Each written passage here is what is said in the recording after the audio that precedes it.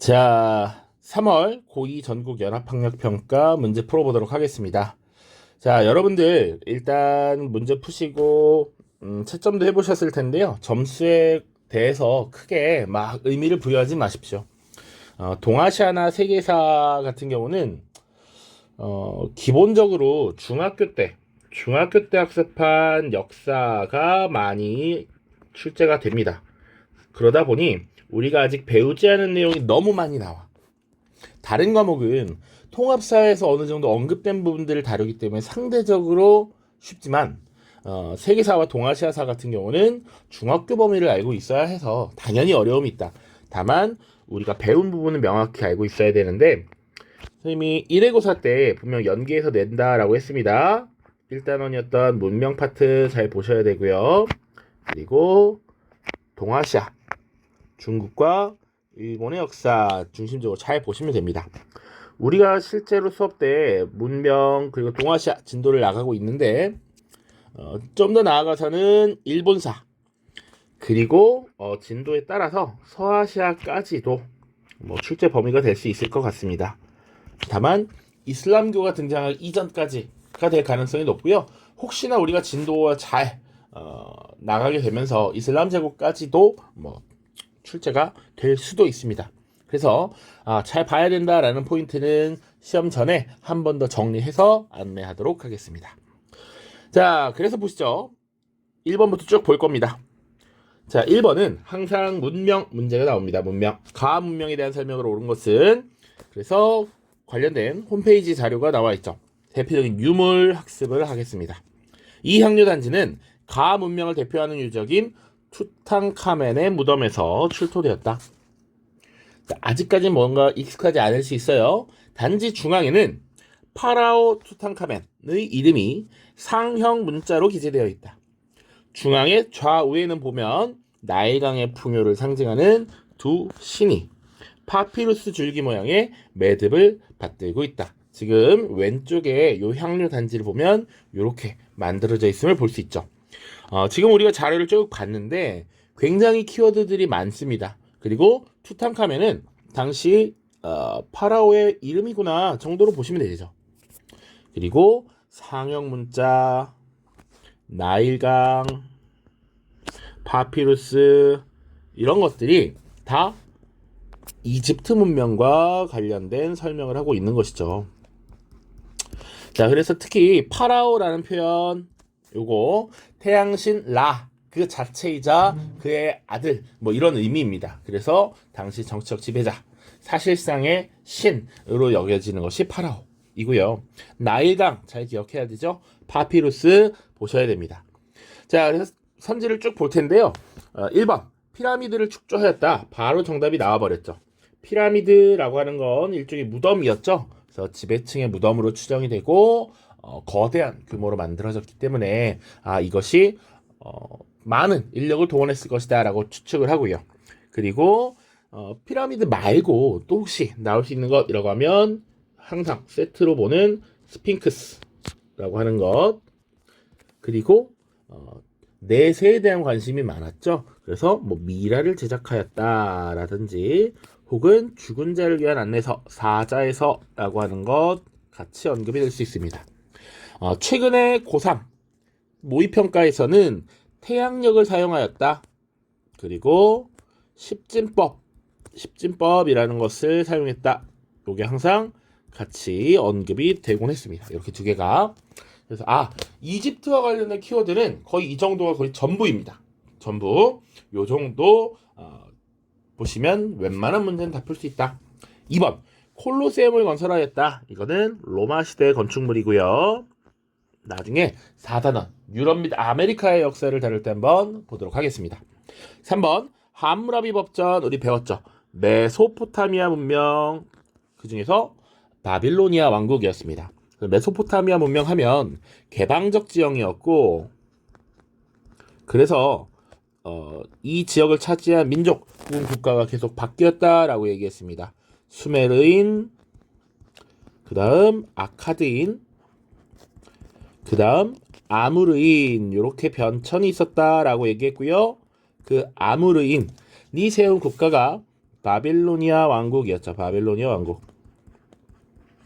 자, 그래서 바빌로니아의 왕이었던 함무라비가 당시에 이런 것들을 정리했다라고 이야기하죠.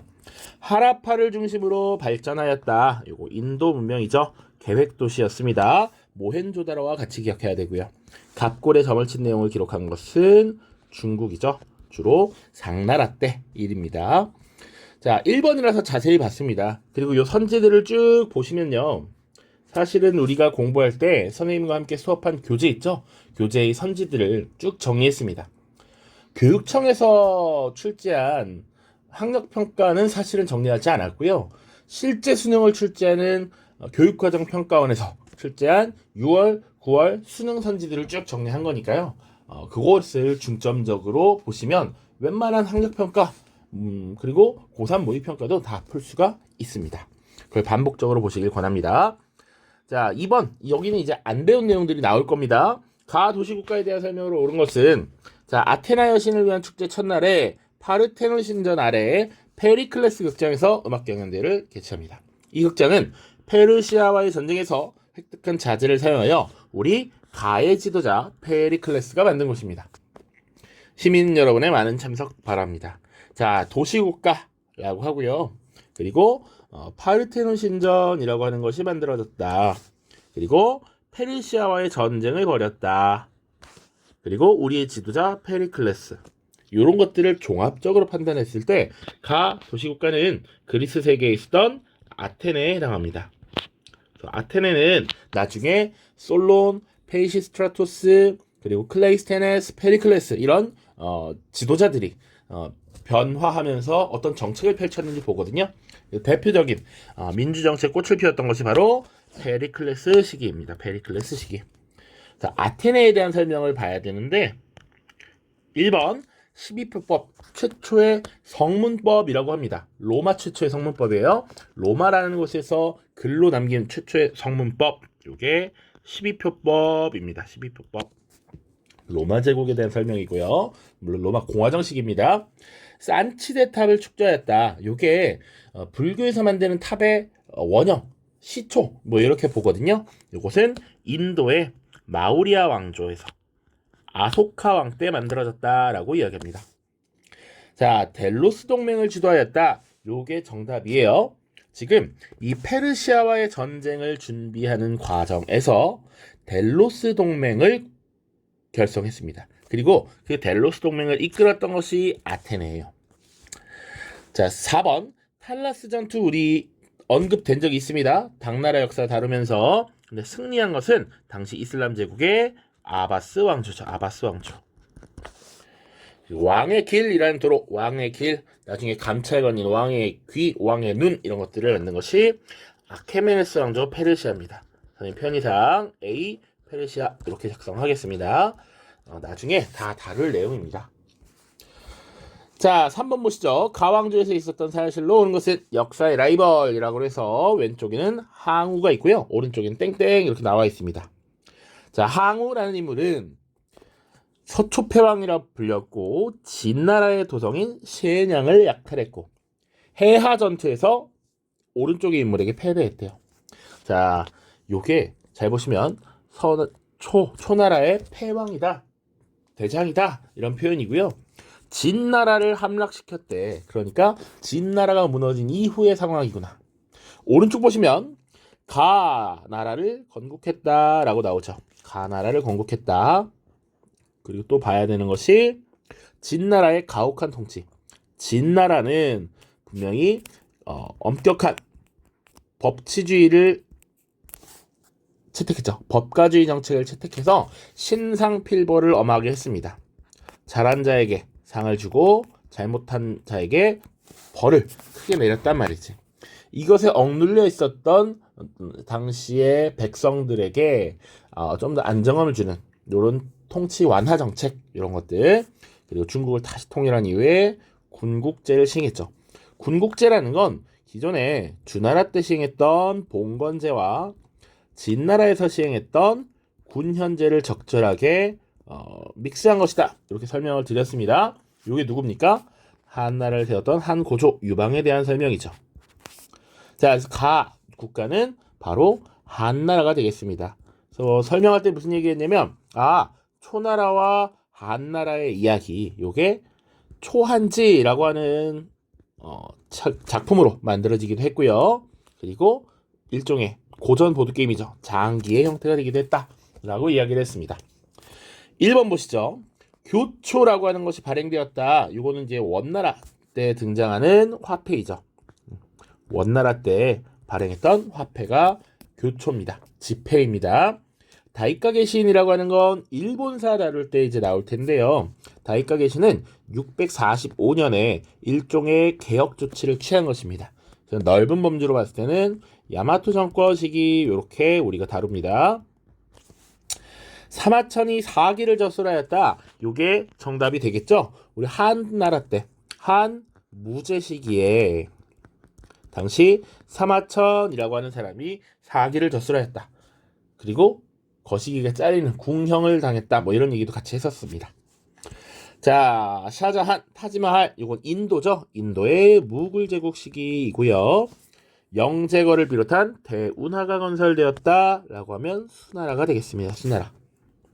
자, 혹시 한나라와 관련해서 지금 문화를 물어봤는데 또 어떤 것들이 나올 수 있을까요? 사마천의 사기가 한나라 앞부분 전한 시대에 쓰여졌다면 후한 시대는 반고의 한서라고 하는 것이 쓰여졌다라고 볼 수도 있죠. 혹은 또 비슷한 시기에 꺽쇠는 빼겠습니다. 그리고 뭐 예를 들면 채륜이 제지수를 이제 고안했다. 뭐 이런 얘기들도 문화 파트에서 나올 수 있습니다. 그리고 유학 중에서는 진나라 때 분석 행위로 인해서 많은 서적들이 불타 없어졌어. 그래서 그것에 대한 해석이 불분명하거나 추가적인 해설이 필요한 경우가 있어. 그래서 훈고학이 발달했다라든가 이런 것들을 언급할 수 있겠죠. 물론 그 외에 정치적인 것도 많습니다. 흉노와의 관계라든지 고조선을 정복하고 베트남 지역으로 진출했다든지 이런 것들도 있다. 그거는 정치 파트에서 또 볼 수 있겠습니다. 4번 보시죠. 이 우표는 아헨 대성당 건축 1200주년을 기념하여 발행된 것이다. 이 성당의 건축을 명령한 우표 속의 인물은 프랑크 왕국의 전성기를 이끌었다. 그는 피핀의 아들로서 영토를 크게 확장하고 정복지에 크리스트교를 전파하였다. 이에 그는 교황으로부터 서로마 황제의 관을 받았다. 라는 거. 요거 우리가 아직 유럽사를 다루지 않았지만 중학교 때 배웠다면 굉장히 유명한 인물입니다. 프랑크 왕국, 오늘날의 프랑스 지역에 있었던 국가이죠. 그리고 이 프랑크 왕국은 왕의 자리를 차지했던 가문이 두 개로 나뉩니다. 그래서 프랑크 왕국을 좀 더 자세히 다룰 때 메로베우스 왕조가 있고요. 그리고 카롤루스 왕조가 있습니다. 그러니까 메로베우스 가문과 카롤루스 가문이 나뉘어서 이 프랑크 왕국을 경영했다라는 거죠. 시기를 두 시기를 나눕니다. 거기서 봐야 되는 인물이 클로비스라는 인물, 그리고 카롤루스 마르텔이라고 하는 재상이 있고요. 궁제라고 합니다. 카롤루스 왕조를 개창했던 피핀, 그리고 그 아들 카롤루스 대제가 있습니다. 자, 피핀의 아들이라고 나왔고요. 이 시기에 엄청난 정복활동, 크리스트교 전파를 통해서 굉장한 전성기를 구가했다. 그리고 당시 서로마 교회의 교황을 보호해주는 이런 역할을 수행하면서 서로마 황제의 관을 부여받았죠. 인물 4번 카롤루스 대제입니다. 조금 나중에 다루겠지만 알렉산드로스라고 하는 인물은 이제 그리스 다룰 때 그리스 세계를 사실상 접수하고 메소포타미아 넘어서 인도 지역까지 진출을 했던 인물이죠.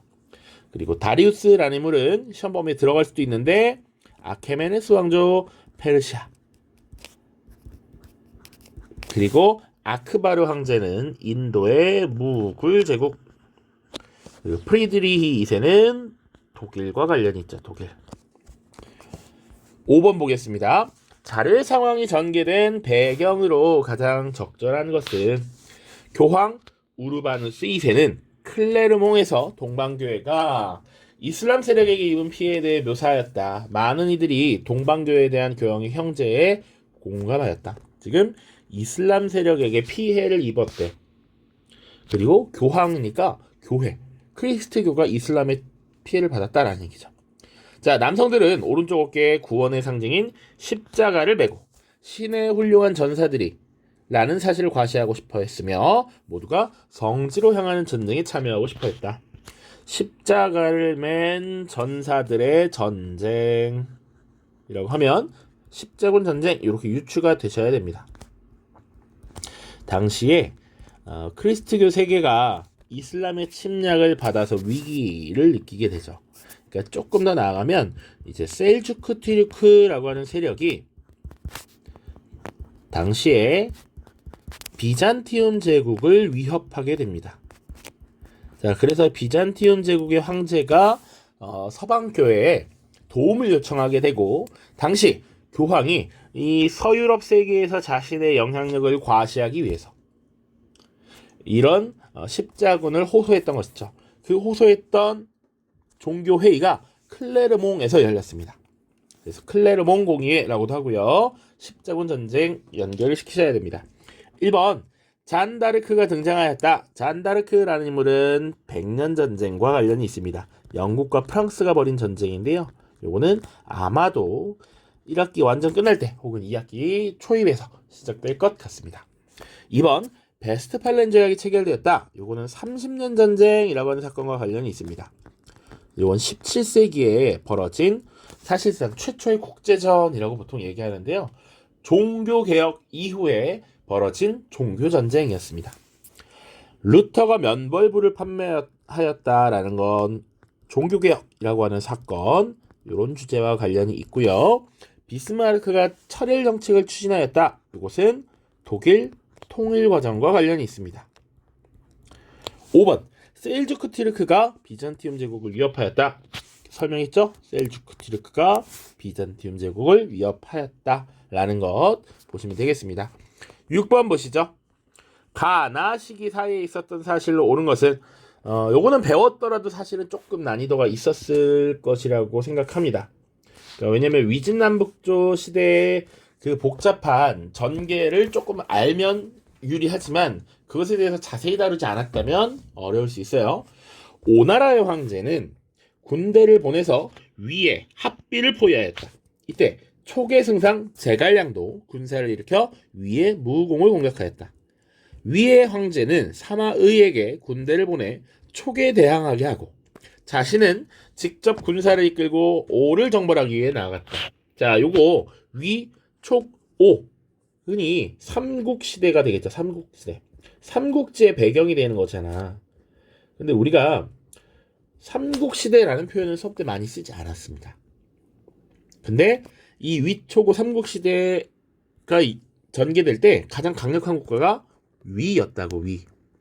그리고 이 삼국시대를 정리했던 게 사실상 위나라를 제끼고 등장한 진이라는 나라가 삼국을 통합하게 되죠.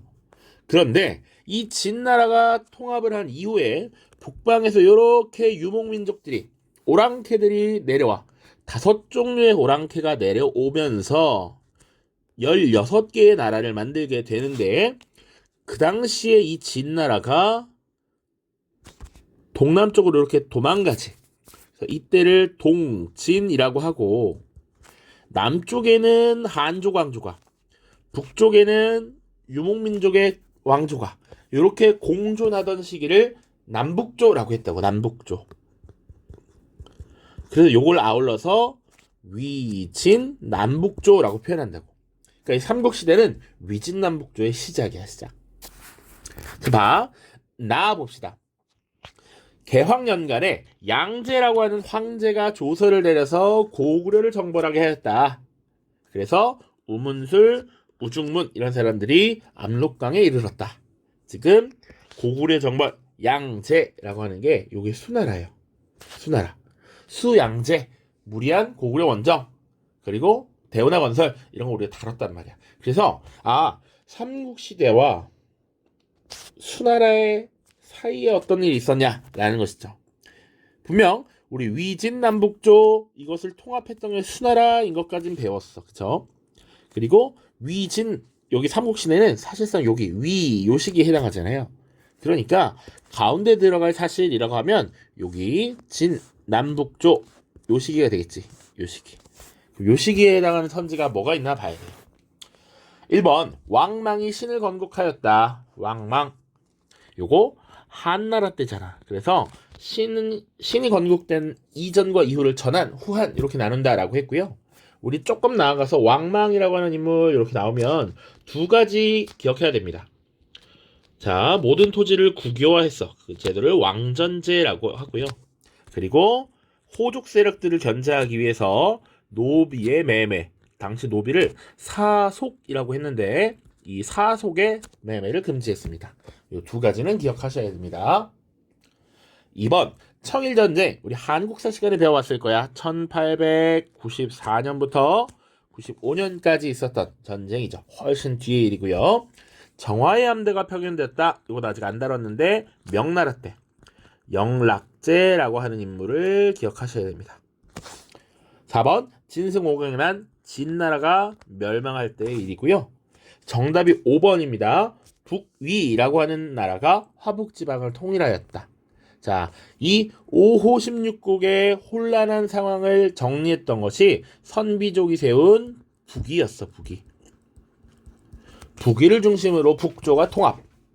한조 광주인 동진, 그 다음 송, 제, 양, 진 뭐 이런 나라들이 남조로 이어진다라고 이야기했습니다. 요거 송제, 양진 순서 외울 필요 없어. 다만 5호 16국 시대를 북위가 통일했다. 위진남북조의 혼란을 수나라가 통합했다. 정도는 반드시 기억을 하셔야 됩니다. 자, 다음 문제 7번 보시죠. 가왕조에서 있었던 사실로 옳은 것은, 자, 중국 동진의 승려 법현은 북인도를 방문하였다. 당시 북인도는 가 국가의 가왕조의 찬드라굽타 2세에 의해서 대부분이 통일되어 있었다. 법현은 가의 수도 파탈리푸트라에 머물면서 불경을 번역하였고 이 도시에 대해 규모가 크고 주민들은 부유하다라는 기록을 남겼다. 자, 법현 그리고 동진이라고 나와 있습니다. 아까 위진 남북조 얘기할 때 진나라가 삼국시대를 통합하고 나중에 오랑캐들에게 밀려서 내려갔다. 그때 진나라를 동진이라고 합니다.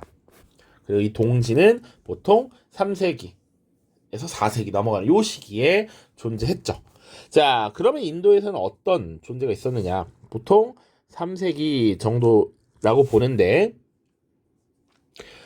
자, 요 인도 당시에 파탈리푸트라라고 하는 도시 그리고 찬드라굽타 2세 요런 것들을 종합적으로 봤을 때 요 왕조는 지금 굽타 왕조예요. 굽타 왕조. 그래서 인도사도 우리가 1학기에 다룰 텐데 인도의 전근대 왕조 보면 마우리아 왕조 그리고 쿠샨 왕조 그 다음이 굽타 왕조입니다. 요 세 개의 왕조를 구분하셔야 되는데 그 중에 세 번째 굽타 왕조가 나온 것이고요. 굽타 왕조에서 기억해야 되는 건 사실 많지 않습니다.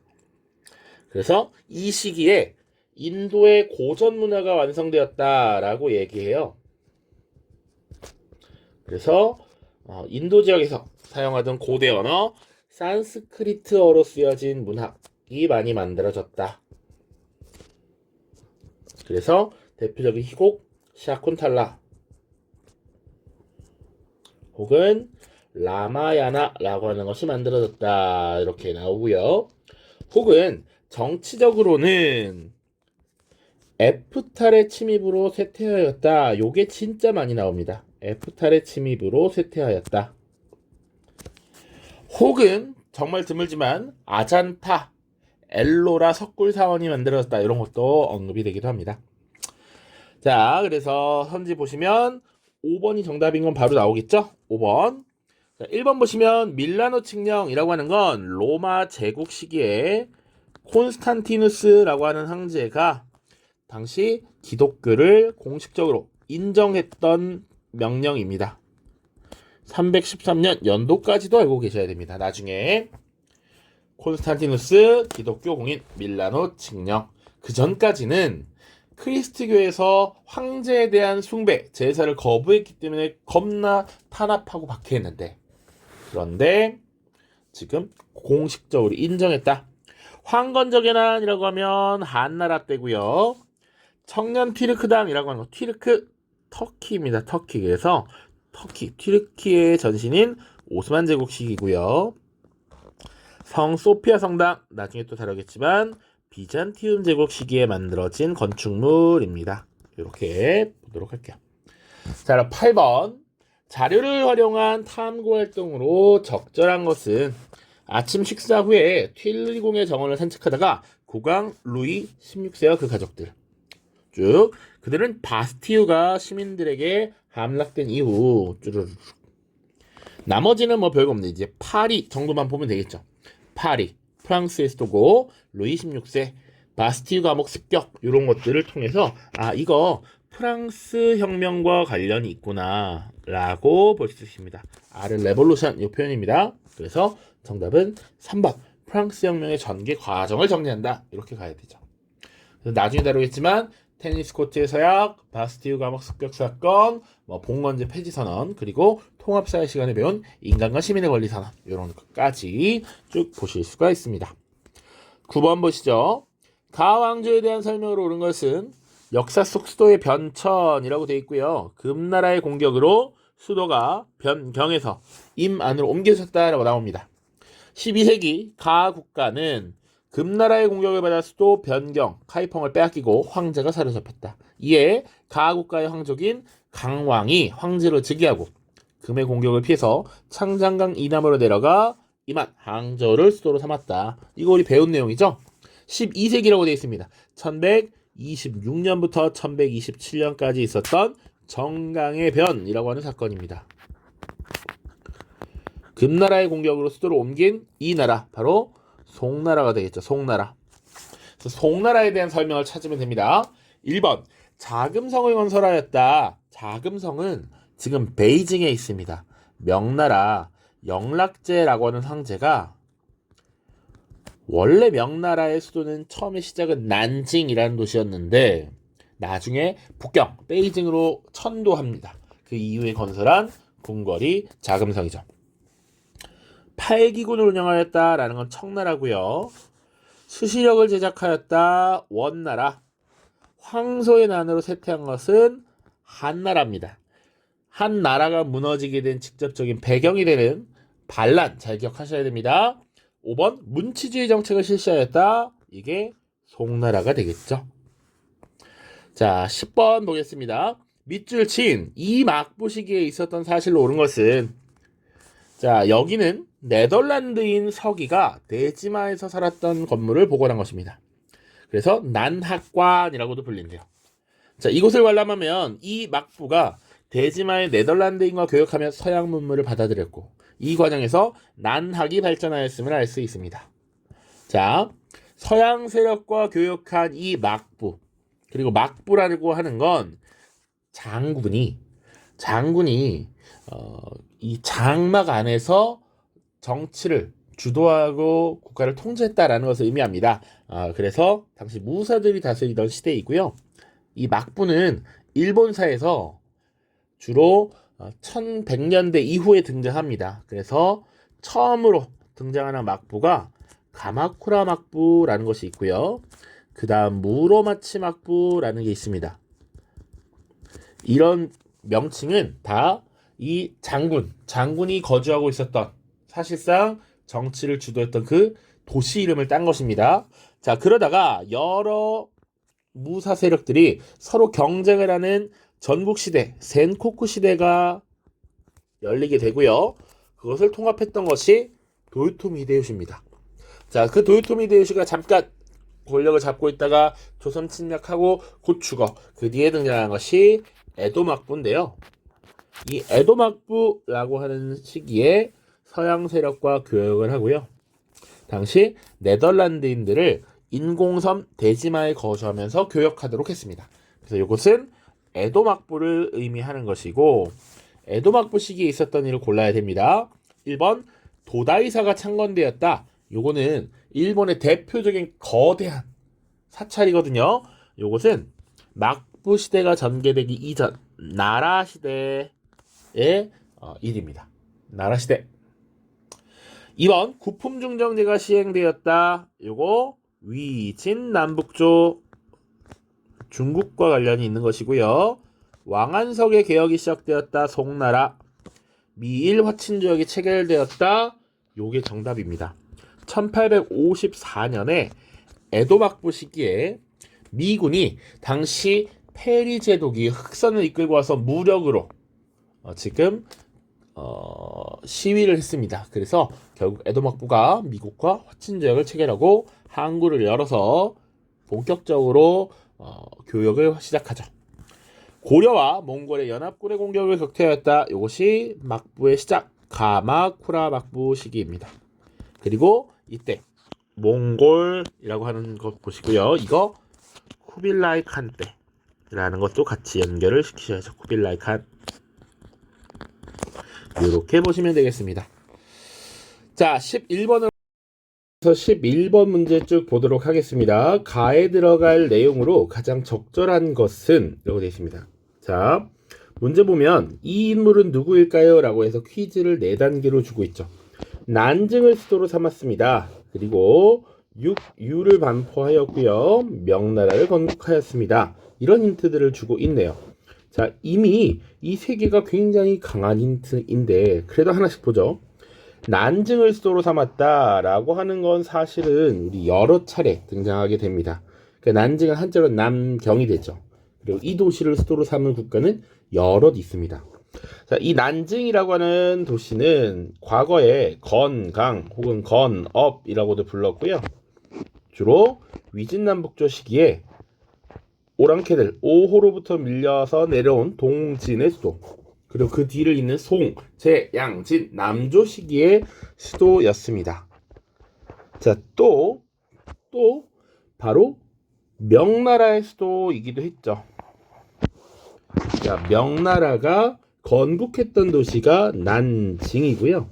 그리고 이 명나라를 건국한 인물이 유교윤리를 널리 퍼뜨리기 위해서 백성들에게 지켜야 할 6가지 유교윤리를 6유라는 형태로 반포했습니다. 자, 이 인물은 3글자네요. 명나라를 건국한 홍무제가 되겠습니다. 자, 그래서 홍무제와 관련된 설명을 찾으면 되겠죠. 자, 1번부터 보죠. 이갑제를 실시하였다. 바로 정답이 나왔네요. 이갑제를 실시하였습니다. 여기 홍무제 때 일이죠. 그래서 이 향촌 단위로 마을에 대한 행정, 치안을 담당하도록 했던 제도가 바로 이갑제입니다. 사고전서를 편찬한 거는요, 역대 여러 가지 서적들을, 사상들을 총망라했던 대편찬 사업의 결과물이었습니다. 청나라의 걸륭제 때 완성이 되었다라고 보시면 되고요. 분서갱유 하면 진시황 기억해야죠, 반드시. 그리고 장건을 서역에 파견했다. 한무제가 되겠습니다. 좀 더 한무제는 장건을 왜 파견하였느냐라고 하면 흉노와의 대결 구도 속에서 동맹을 구하기 위함이었죠. 그리고 이 장건을 파견함으로써 실크로드, 비단길이 개척되었다까지 같이 알고 계셔야 합니다. 5번에 만유인력의 법칙을 발표한 건 아이작 뉴턴이죠. 뉴턴. 훨씬 뒤에 심지어 지역도 유럽 지역에서 나타난 일입니다. 12번 보시죠. 밑줄 친 이 제국에 대한 설명으로 옳은 것은, 자, 자료는 이 제국의 술탄이었던 술레이만 1세의 투그라인데 공식 문서에 서명처럼 사용되기도 했다. 이 투그라는 술레이만 1세가 셀림 1세의 아들이자 승리자라는 의미를 담고 있다. 술레이만 1세는 예니체리 등을 동원해서 모하치 전투에서 헝가리의 승리를 거두고 오스트리아를 공격하는 등 이 제국의 전성기를 이끌었다. 자, 중학교 때 배운 것이 잘 기억나는지 모르겠어요. 서아시아의 여러 제국을 다룰 때 술탄이라는 호칭, 일단 자, 이슬람 세계에서 정치적 지도자에게 부여했던 호칭입니다. 자, 그리고 대표적인 술탄 술레이만 1세, 그리고 또 셀림 1세도 있고요. 그리고 더 나아가서 이제 예니체리를 동원했다. 그러니까 어린 크리스트 교도들을 개종시켜서 황실의 친위 부대로 활용했던 것이 예니체리입니다. 자, 그리고 모하치 전투에서 헝가리의 승리, 오스트리아를 공격, 심지어 그 심장 부인 빈을 포위하기도 했습니다. 이렇게까지 보셔야 고등학교 세계사에서 다뤄지는 개념들 요 정도라고 보시면 됩니다. 자, 이 제국은 지금 오스만 제국입니다. 오스만 제국. 자, 1번 보시겠습니다. 1번 이스파한을 수도로 삼았다. 바로 사파비 제국이고요. 올림피아 제전을 개최한 건 그리스 세계죠. 그리스 세계. 네르친스크 조약을 체결한 건요. 이건 청나라의 강희제와 러시아의 절대왕정을 이끌었던 표트르 대제입니다. 콘스탄티노폴리스를 함락하였다. 자, 그래서 비잔티움 제국을 무너뜨렸던 것이 오스만 제국이고요. 조로아스터교를 국교로 정한 것은 우리가 서아시아 파트에서 다룰 사산왕조 페르시아입니다. 각각의 국가의 정보들 잘 알고 계셔야 됩니다. 13번 보시죠. 밑줄 친 저들에 대한 설명으로 옳은 것은, 저들이 누군지 찾아봅시다. 저들을 해산하라는 명령을 따르지 않고, 저들은 해산하라는 명령을 따르지 않고 베이징 내외에서 난동을 부리며 살인을 자행하고 있습니다. 그리하여 교회와 철로가 파괴되고 서양인 선교사와 중국인 크리스트교 신자가 피살되는 등 인명피해가 심합니다. 저들은 깃발에 청나라를 도와 서양 세력을 몰아낸다라고 적고 있습니다. 만일 청나라 조정을 돕는다면 왜 그 명령에 저항하겠습니까? 결정적 힌트입니다. 주로 베이징 근교에서 교회 그리고 철로가 파괴되고 있다. 지금 서양에서 들어온 이 크리스트교 그리고 교회 기술의 결정체였던 철도를 파괴하고 있어. 그리고 청나라를 도와 서양 세력을 몰아낸다. 요거를 한자로 부청멸양이라고 표현합니다. 부청멸양. 자, 요런 구호를 내세웠던 세력, 정치 세력, 바로 의화단 세력입니다. 의화단. 그래서 의화단 운동을 알고 있느냐라고 묻고 있는 것이고요. 시기적으로는 1899년부터 1901년 정도까지 쭉 이렇게 지속이 되었던 것들입니다. 선지를 보시면 1. 중체서용을 기치로 내세웠다. 중체서용은 중국의 몸체는 그대로 두고 서양에 쓸만한 것들, 기술력들을 받아들이자 라는 의미입니다. 요거는 양무운동이라고 하는 정치개혁운동을 펼칠 때 등장했던 구호입니다. 자, 2번 8개국 연합군에 진압되었다. 요게 정답입니다. 의화단 운동. 자, 지금 요 상태에서 당시 서양 세력에 대한 반감 이런 것들을 이용해서 청나라 정부도 사실은 서양과 맞짱을 떠볼까 고민을 했거든.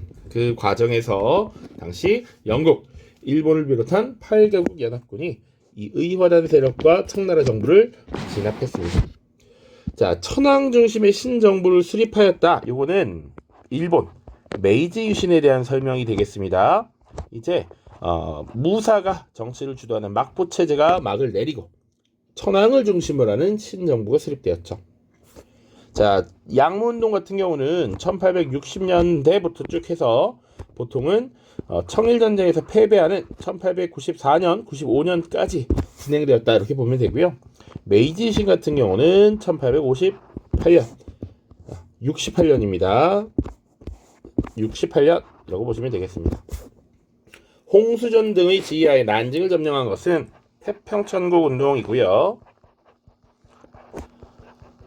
연도는 1851년부터 64년이 되겠습니다. 일본에 유학생을 보내 근대 문물을 배우게 하였다. 이거는 동유운동이라고 하는데 중국에서도 있었고 사실은 베트남에서 판보이 쪼우라는 인물에 의해서 추진됐던 것이 독립운동입니다. 독립운동. 자, 14번 보시죠. 문학으로 읽는 세계사라고 되어 있는데 가 국가의 통일 과정에 대한 탐구 활동을 찾아보라 라고 되어 있습니다. 자, 문학으로 읽는 세계사. 그러면 저 나무 꼭대기에 올라가 멀리서 오스트리아 군인이 온다거나 먼지 구름이 일거나 총이 번쩍이거나 말이 울면 내게 알려줄 수 있겠니? 물론 할 수 있어요. 우리 가 사람들을 위해서잖아요 라고 되어 있습니다. 해설 보시면 윗글은 아미치스가 저술한 쿠오레의 일부로서 가 국가의 통일을 염원하는 한 소년이 이를 가로막는 오스트리아와의 전쟁에 보초로 참여하는 이야기를 담고 있습니다. 자, 이야기의 배경인 1859년은 사르데냐가 프랑스와 함께 오스트리아와의 전쟁을 개시한 해였습니다. 이후 가리발디가 시칠리아와 나폴리 등을 점령했고 이를 사르데냐 국왕에게 바치면서 통일된 이탈리아 왕국이 성립한 것이죠. 자, 사르데냐 키워드 잘 보시고요. 자, 지금 유럽의 중부 지역을 장악하고 있었던 오스트리아는 그들이 주도권을 갖기 위해서는 유럽에 강력한 통일 국가가 성립하는 걸 최대한 막아야 돼. 자, 그래서 이탈리아가 분열되어 있는 상태 그대로 지속되기를 바랬던 겁니다. 자, 그 과정에서 이탈리아의 통일을 방해하려 하자 당시 사르데냐 왕국은 프랑스와 손을 잡고 오스트리아의 전쟁을 선포하게 되죠. 자, 그래서 사르데냐는 프랑스와 힘을 합치면서 프랑스에게 사부와 니스 지역을 넘겨주기도 합니다. 요 내용이 선지에 또 나오기도 합니다. 그래서 사부아와 니스 지역을 할양하였다라는 것 같이 기억을 해주시면 좋고요. 이탈리아 통일과 관련된 거니까 한번 보시죠. 1. 러일 전쟁 전혀 관계없죠. 1904년부터 1905년 이것은 당시 대한제국에 대한 주도권을 갖기 위한 싸움이었다라고 보시면 되고요. 스콜라 철학은 중세 유럽에서 발달했던 철학 사조이죠. 당시 부속 학교였던 스콜라에서 당시 신학, 철학 이런 것들을 연구했었습니다. 자, 3번 카보우르의 외교활동 잘 기억하셔야 됩니다. 정답 3번인데요. 사르데냐 왕국의 재상이었던 인물이 바로 카보우르였습니다. 그래서 군비 확장 정책, 외교 활동 이런 것들을 주도했던 인물이 재상 카보우르였습니다. 그래서 이탈리아 통일 과정에서 등장하는 영웅 3명이 있거든요. 카보우르 있고요. 위에 자료에 있는 시칠리아와 나폴리를 점령했던 가리발디 있고요. 그리고 그 이전에 사실은 통일운동을 벌였던 마치니, 또 통일운동을 벌이던 사르데냐 왕국의 국왕 비토리오 에마누엘레 2세 뭐 이런 인물들을 기억하시면 좋습니다. 인도국민회의라는 것은 당시 영국의 인도 지배와 관련해서 영국인들이 인도를 조금 더 효율적으로 편안하게 쉽게 지배하기 위해서 인도인들의 정치적인 회의체를 만들어줬던 것이죠. 1885년 만들어졌고요. 이후에 이 인도국민회의가 반영국 운동의 중심으로 성장하기도 합니다. 5번 태평천국운동 아까도 얘기했습니다. 중국에서 홍수전이 주도되어서 결성했던 운동이죠. 일종의 반란입니다. 자, 15번 보시죠. 가 국가에 대한 설명으로 옳은 것은 가 국가 알제리 독립전쟁 당시의 과오를 사죄한다. 지난 1일은 알제리의 독립전쟁 개시 70주년이 되는 날이었습니다. 이날 가 국가는 알제리 독립전쟁 기간 중 자국 군대가 알제리인을 살해한 잘못을 인정하고 사죄했습니다. 자, 과거의 가 국가는 알제리를 식민 지배하면서 아프리카 횡단 정책의 거점으로 삼았습니다. 자, 알제리는 독립전쟁을 시작해서 치열한 투쟁 끝에 독립국이 되었죠. 그러니까 이 알제리를 식민 지배한 나라가 어떤 나라냐라는 거 알아야 되고요. 그리고 또 하나 힌트 준 것은 아프리카의 횡단 정책이었습니다. 횡단 정책. 자, 알제리를 식민 지배하고 아프리카 횡단 정책을 추진했던 것은 바로 프랑스입니다. 우리가 나중에 5단원 제국주의 파트에 들어가게 되면 여러 나라가 어떤 식민지를 가지고 있었는가를 기억해야 되는데, 대표적으로 프랑스 하면 알제리, 튀니지, 그리고 모로코 같은 북서아프리카 지역이 있고요. 횡단 정책을 추진해서 동남 지역의 섬이었던 마다가스카르까지 식민 지배를 하게 되죠. 요 정도는 기억을 하고 계셔야 됩니다. 그래서 프랑스가 추진했던 식민 정책, 횡단 정책 보셔야 되고요. 또 하나 기억해야 되는 건 추후에 종단 정책이라고 하는 것이 나올 겁니다. 종단 정책. 종은 위에서 아래로죠. 그래서 이집트의 카이로부터 남아프리카 공화국의 케이프타운까지 연결하는 식민 정책을 펼칩니다. 이것을 주도했던 국가가 바로 영국이죠. 자, 근데 이렇게 대략 그리면 아프리카 대륙이 이렇게 있단 말이죠. 그러면 당시 프랑스는 이 북서 지역을 장악하고 요렇게 진출을 하려 했습니다. 여기 이렇게 마다가스카르라는 섬이 있거든요. 그리고 지금 영국은 이집트, 수단을 장악하고 요 남아프리카 공화국을 장악하면서 요렇게 지금 진출을 하고 있어요. 그러니까 이 지역에서 영국과 프랑스가 충돌할 수밖에 없지. 요 충돌이 바로 1898년에 있었던 파쇼다 사건입니다. 파쇼다 사건. 요거까지 같이 기억을 해두셔야 한다. 나중에 추후에는 더 많은 나라들, 예를 들면 이탈리아라든지 포르투갈, 독일 이런 나라들이 어떤 식민 지배를 했는지 각각 파악을 하셔야 됩니다. 자, 그래서 지금 프랑스에 대한 설명을 찾으면 됩니다. 1번 밀레트 제도를 운영했던 것은 우리가 아까 봤었던 오스만 제국의 제도입니다. 일종의 종교 공동체예요. 이슬람 국가였던 오스만 제국은 이슬람을 믿지 않는 다른 종교에게 관용적인 모습을 일반적으로 보입니다. 자, 그래서 다른 종교를 믿는 사람들에게도 종교 공동체인 밀레트를 구성하게 하고, 대신 다른 종교를 믿는 대신 일정 정도의 세금을 납부하게 하고요. 그리고 그 종교 공동체의 밀레트의 지도자들을 선발해서 직접 관리하는 것이죠. 그래서 다른 종교를 믿더라도 자신들이 관리하기 수월하게끔 운영했던 것이 밀레트라고 보시면 되겠습니다. 자, 관과 하위를 차지한 것은요, 추후에 미국에 대한 이야기이고요. 벵골 분할령을 발표한 것은 영국입니다. 영국. 그리고 플라시 전투에서 패배하였다. 요게 정답이 됩니다. 자, 사실상 이 벵골 지역, 인도 지역의 주도권을 두고 영국과 프랑스가 전투를 벌였던 것이 이 플라시 전투인데, 여기서 승리한 영국이 인도 지역에 대한 주도권을 가져가고, 프랑스는 조금 밀려나서 동남아시아 지역으로 진출하게 됩니다. 자, 아스테카 제국을 정복하였다. 이것은 에스파냐에 대한 설명입니다. 에스파냐. 16번 보시죠. 가국가에 대한 설명으로 옳은 것은, 자, 세계사 요약 AI 그래서 콜럼버스의 일창일지라고 적혀 있습니다.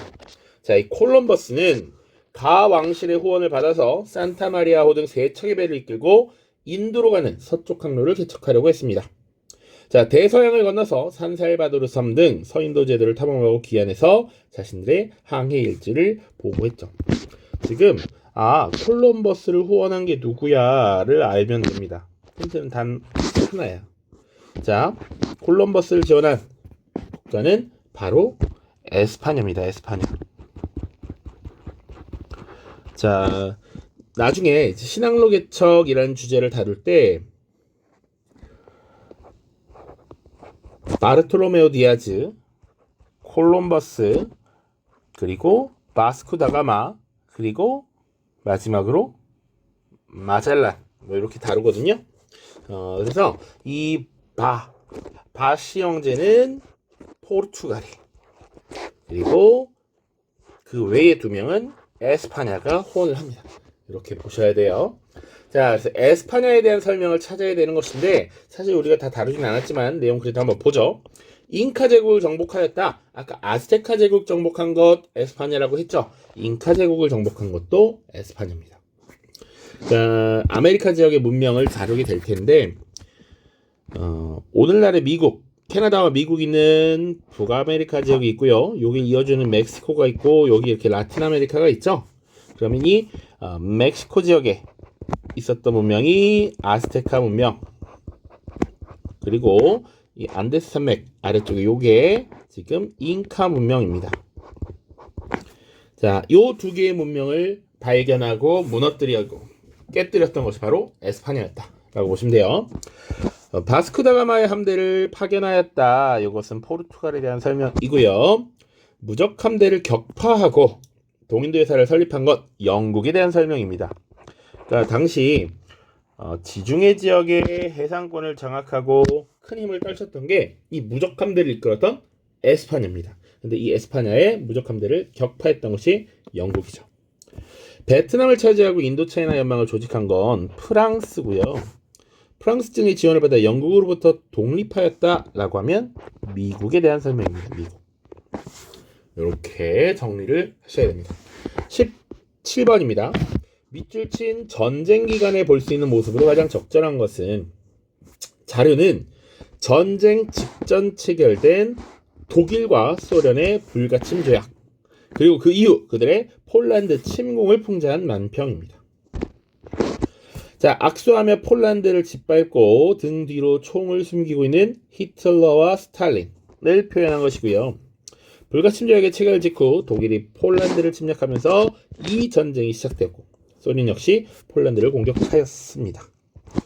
자, 독일과 소련의 불가침 조약, 폴란드 침공으로 전쟁의 시작, 이런 것들이 힌트가 되겠죠. 이것은 제2차 세계대전이 되겠습니다. 히틀러라는 인물, 스탈린이라는 인물도 힌트가 되죠. 자, 1차 세계대전, 2차 세계대전 둘 다 중요하고 나올 가능성이 높은데 히틀러, 나치, 전체주의, 소련 다 2차 대전입니다. 1차 대전에서는 히틀러도 없고요. 소련도 없고요.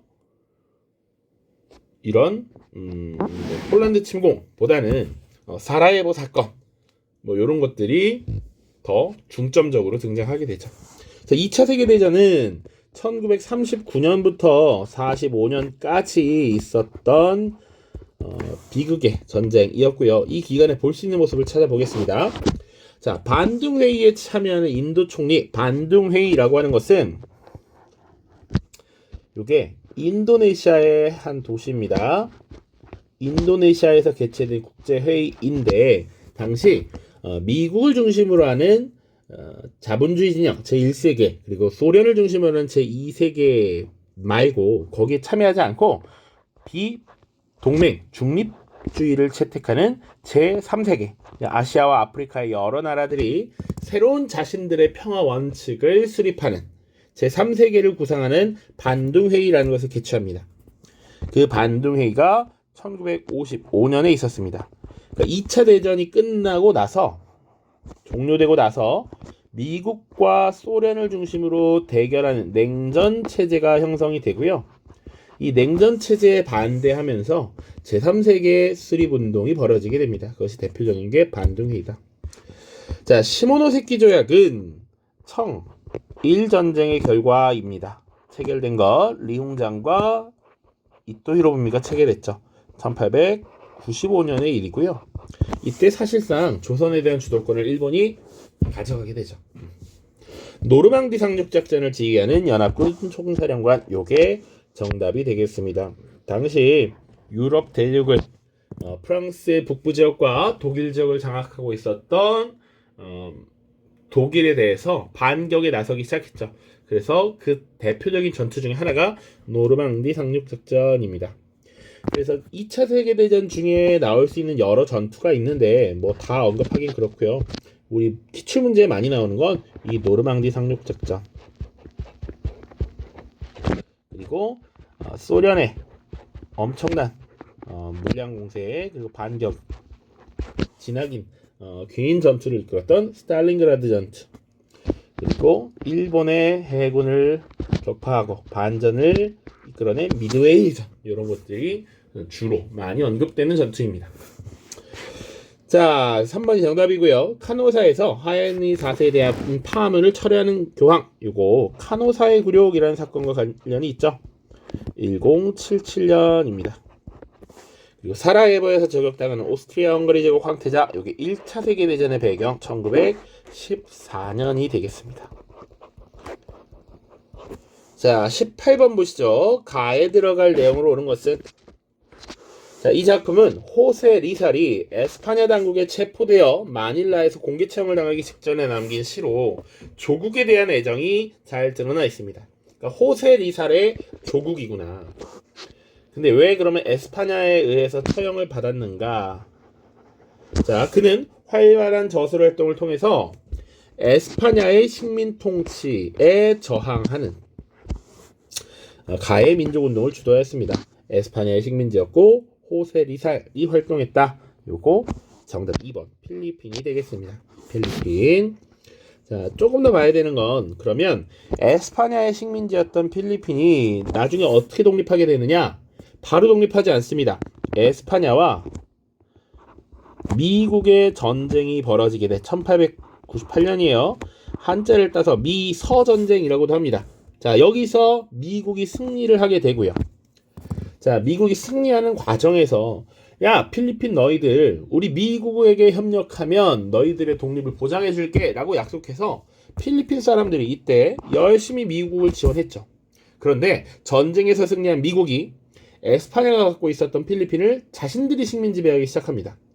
자, 그리고 나서 이 미국에 대한 저항이 시작되죠. 그 과정에서 또 등장했던 인물이 아기날도라는 인물이 있습니다. 아기날도. 자, 19번 보시죠. 거의 다 왔습니다. 가 인물에 대한 설명으로 옳은 것은, 자, 그림은 문화대혁명 시기에 제작된 것으로 가를 추종하는 홍위병들과 군중이 그를 만나 열광하는 모습을 보여주고 있습니다. 급진적인 사회주의 경제정책의 실패로 국가 주석직에서 물러나 정치적 위기에 빠졌던 가 인물은 자신의 반대파를 제거하고 권력을 장악하고자 문화대혁명을 주도했습니다.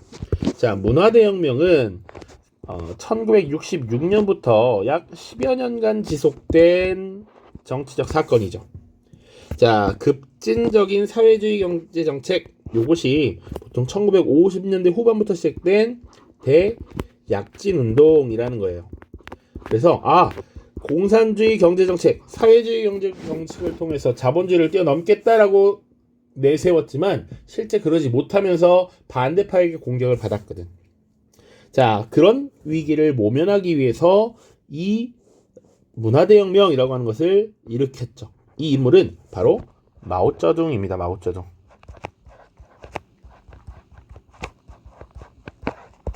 마오쩌둥. 자, 그리고 자신의 반대파, 나중에, 그러니까 이 마오쩌둥이 무너지고 나서 정치적으로 실각하고 나서 류사오치, 덩샤오핑 이런 인물들이 권력을 잡게 되는데, 이들이 기존의 경제정책에 대한 수정을 추진하니까 너 자본주의 하려는 놈들 있지? 라고 하면서 반대파들을 공격해요. 그 정도만 보시면 되겠습니다. 자, 1번. 군벌을 제압하고 국민혁명을 완수한 것은 장제스라는 인물이에요. 이 장제스는 2차 대전 이후에 중국 내부에서 국공내전이 벌어지게 됩니다. 국공내전. 그 중에 앞에 있는 국이 국민당, 공이 공산당인데 국공내전에서 국민당을 이끌었고요. 결국 패배하면서 타이완으로 도망가게 됩니다. 자, 량치차오와 함께 변법자강운동이라고 하는 근대화 운동을 이끌었던 건 캉유웨이라는 인물이고요. 중국 동맹회를 조직하고 혁명운동을 주도했던 것은 순원입니다. 순원. 4번 흑묘백묘론을 주장하면서 개혁개방정책을 추진했던 것은 덩샤오핑입니다. 흑묘백묘론은 검은 고양이든 흰 고양이든 쥐만 잘 잡으면 된다. 사회주의든 자본주의든 사실 중국이 배부르면 된다 라면서 자본주의적 경제 정책들 일부 요소들을 도입했던 것이 덩샤오핑입니다. 정답은 5번인데요. 중국 공산당을 이끌고 중화인민공화국 수립을 선포했죠. 장제스와의 국공내전에서 승리한 이후에 중화인민공화국을 수립했습니다. 이것도 1949년의 일입니다. 5번, 마지막 20번 보시죠. 자료를 활용한 탐구 주제로 가장 적절한 것은 동독이 국경을 개방하던 날 지난 28년 동안 베를린 장벽으로 갈라져 있었던 베를린시는 온통 축제 분위기였다. 자, 수만 명의 동서 베를린 시민이 몰려나와 얼싸안고 기쁨을 나눴으며 샴페인을 터뜨리고 환호했다. 일부는 장벽 위에 올라가 춤을 추기도 했다. 그래서 베를린 장벽이라고 하는 이 거대한